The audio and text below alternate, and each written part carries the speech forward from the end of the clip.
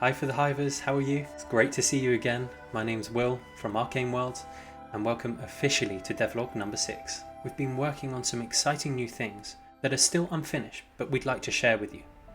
So today is officially the day that Arcane Worlds opens up the factory doors. In today's video we're specifically going to be covering a few new systems that we've been working on.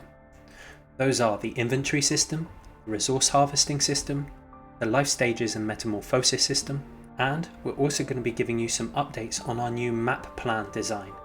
So we're really interested to hear what your thoughts are in regards to that. We're also going to be giving you some updates in terms of our future release plans for early access and the full game, so make sure you stick around for that too. Right, so there's a lot of cool stuff to cover today. Before then, however, I'd like to show you some brand new models that we've been working on. Let's take a look.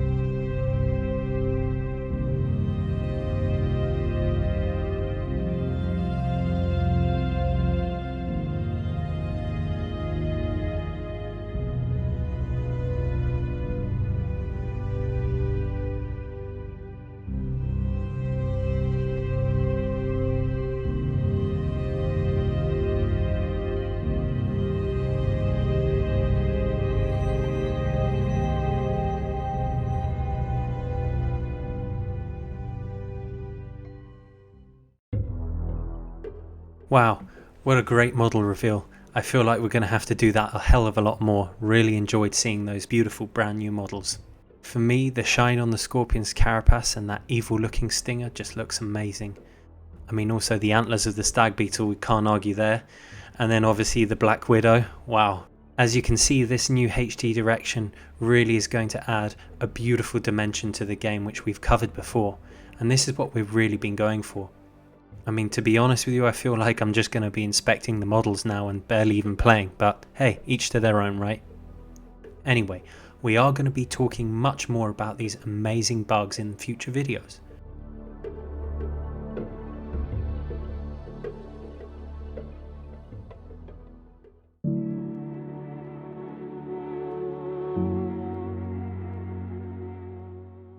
Honeybees are very social insect pollinators that are essential to the biological system. You'll commonly see a honeybee worker flying between its hive and different flower species, collecting pollen before taking it back to their hives for honey making. At the top of the hierarchy is your glorious queen.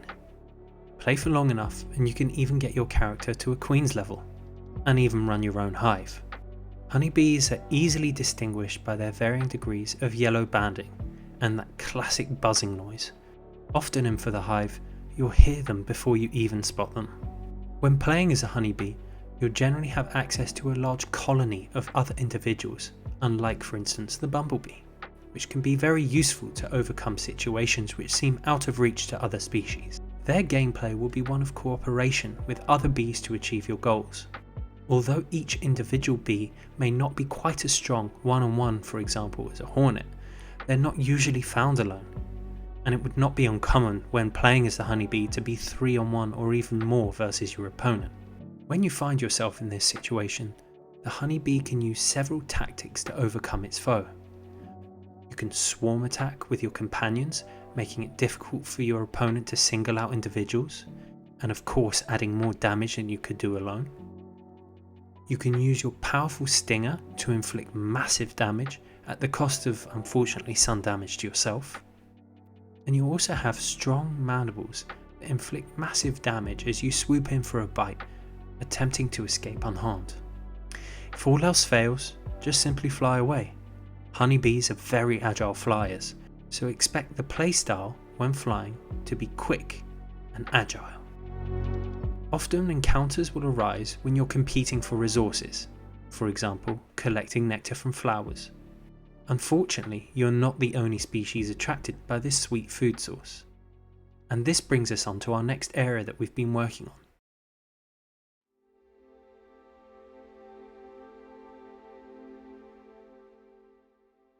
One of the key systems that we're currently working on is the resource gathering mechanism.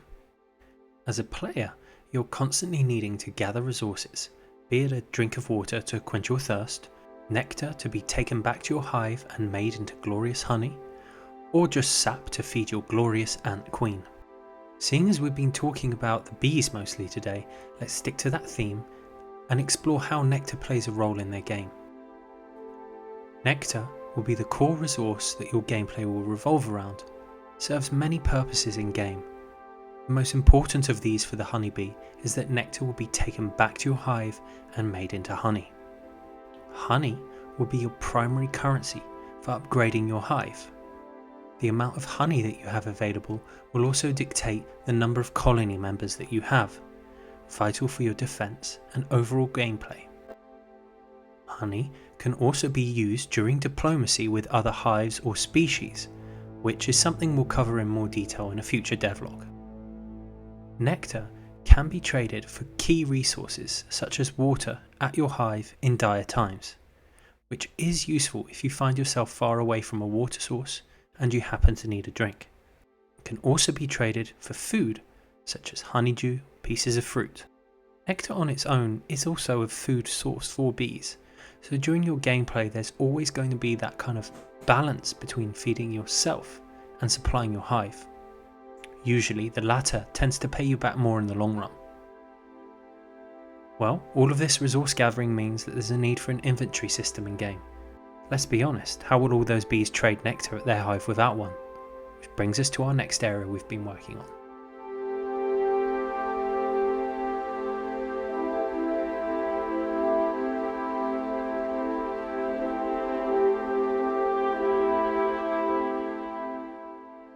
Inventory systems in games serve as a way for items to be stored and used again later. While we know that real insects don't have inventories or backpacks, although bees do have some cute little pockets on their legs, there is a certain amount of artistic license that we need in order to create a fun game compared to honouring how things work in real life. Currently, the inventory is still in early stages. We've created so far a basic looking UI and the code to allow a bee to collect multiple amounts of nectar and storage for other items. In this way, you'll be able to collect nectar, take it back to your hive, and trade the food for other items, points, and upgrades. Having an inventory also opens up more possibility for quests and special items. We could imagine being given a quest by your hive queen to bring back the head of a rival colony's leader, or perhaps you just like to store heads. We will be continuing to work and expand on the UI and overall system to make it feel right. But so far, we're really happy with how these systems are starting to take shape. It's great to see the vision for this game evolve. Speaking of evolving, let's talk about life stages and metamorphosis.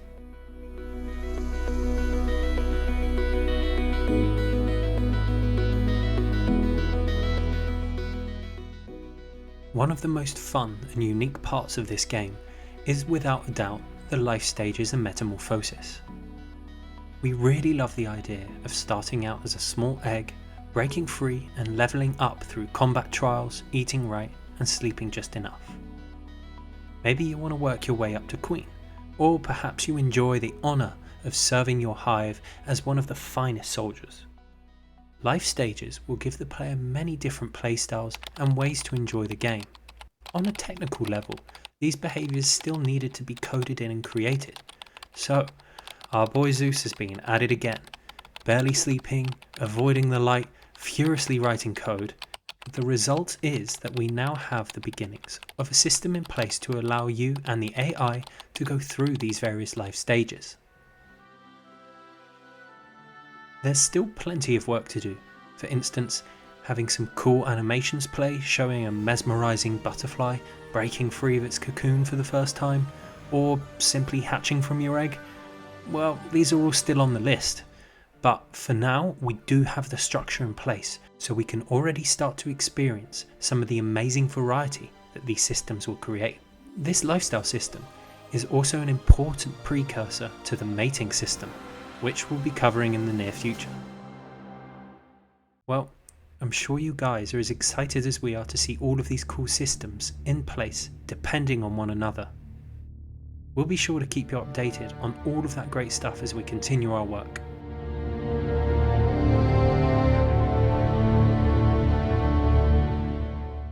Zeus and I have been back at FTH HQ again, and during one of our late night gaming tactical strategic master planning sessions, we stumbled on a way to improve our existing idea, allowing us to keep the exciting element of world gen, but also giving us more flexibility to deliver diverse environments for you all to devour your enemies in. We did try fully generating the world with an algorithm, but we found it too repetitive and honestly boring. So what we'll do is we'll create the broad strokes of our world ourselves and make it as interesting as possible. Let the game fill in the blanks. What this means is that certain areas within the maps we make will spawn biome-specific fauna, objects, and critters. The great part about this decision is it means we can make many more maps and have much more variation than we first anticipated. For instance, an urban setting, a picnic scene, a house garden, they're all now in the picture. Imagine playing the inside of a house map as a cockroach fighting off flies and trying to slither off leftovers.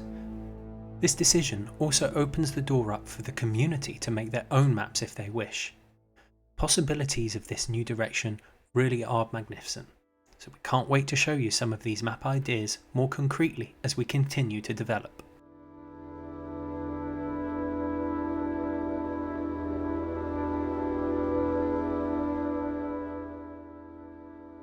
Right, last but absolutely not least is the much anticipated update on our early access release and general progress on timelines. So far, we've been working on FTH for over 1 year. In the early days of designing this game, we had something a little different in mind, and the truth is, as time's gone on, we've simply upgraded our vision of FTH, and this has come at a cost of the timeline to early access. What may seem like small decisions, for example going from a low poly game to a HD high detail game, add lots of work hours. Zeus and I, when we first started talking about FTH, agreed on one very important thing, and that was that we want to make sure that what we release is truly epic, a game that can be played over and over again and never gets boring. It can't be half finished, clanky or rushed, and well, quality just simply takes time. Rome wasn't built in a day, as they say.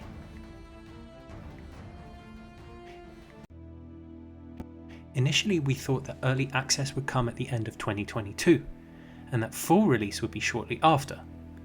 We now see that with our new vision that this timeline is probably a bit too ambitious. And as mentioned, we don't want to just put something out there that is not exceptional. Rather than just sit here and give you guys another date, we'd also rather not put ourselves in any position of having to cut corners to meet deadlines again. So instead, we're going to leave the release date as to be confirmed and announce any demos, alphas, betas, early access closer to the time that they'll be ready. Look, the cool thing is that you as the community will be able to see the development of our game, and so you should have a general idea of how close we are from these devlogs.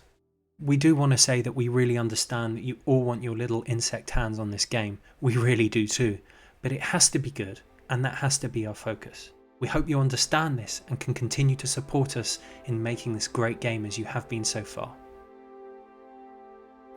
Well, a huge thank you for listening and following our journey. As always, don't forget to like and subscribe, and you can always check out our website on www.forthehivegame.com, where we're still updating lore and content on a regular basis. We're already looking forward to seeing you soon on the next devlog to talk about and show you some of the next set of cool stuff that we're working on.